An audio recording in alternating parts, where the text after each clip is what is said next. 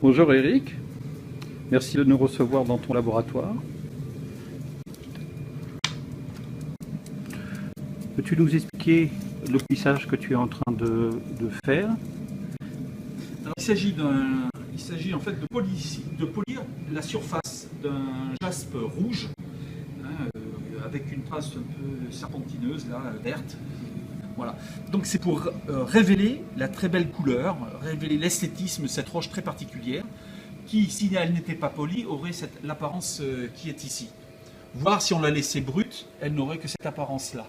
Donc il s'agit ici de polir pour magnifier en fait ce jaspe rouge que certains appelleraient un marbre tout simplement. Mais ce n'est pas un marbre, c'est vraiment un jaspe. Alors l'intérêt de ce polissage, en dehors du côté esthétique, c'est que je m'intéresse archéologiquement à la vitesse d'usure de ces matériaux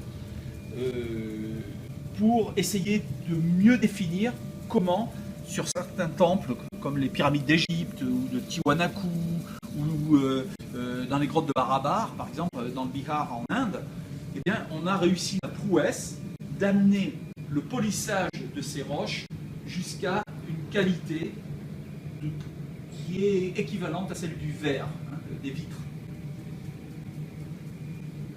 Et est-ce qu'il y a d'autres façons que de relever la beauté d'une pierre, le fait de la polir?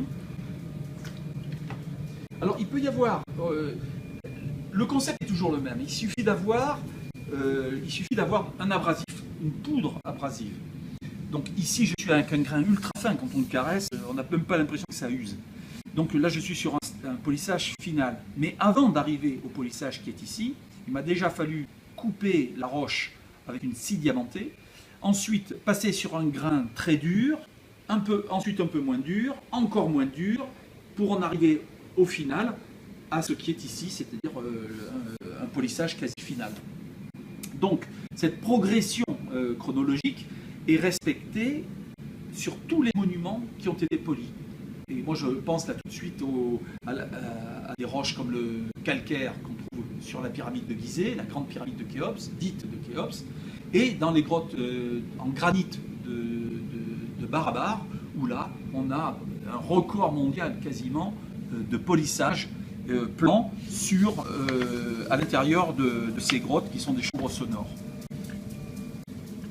Les grottes de Barabar en Inde, est-ce que on peut les dater?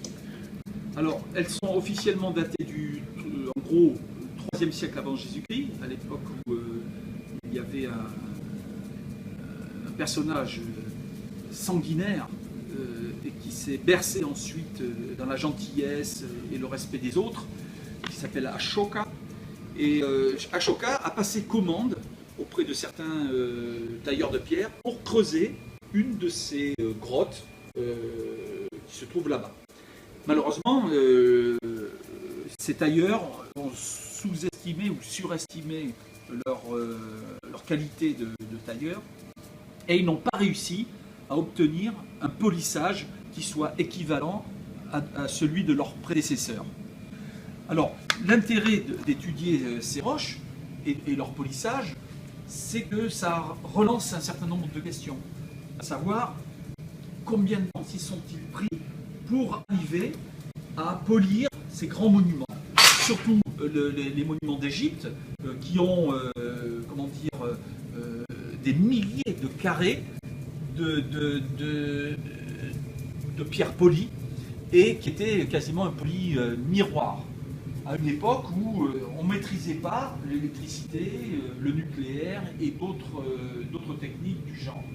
Donc ça veut dire qu'ils ont utilisé, si on considère l'archéologie actuelle, ils ont utilisé tout bêtement leurs mains avec quelques outils rudimentaires et de l'abrasif pour polir ces surfaces, mais vraiment plan.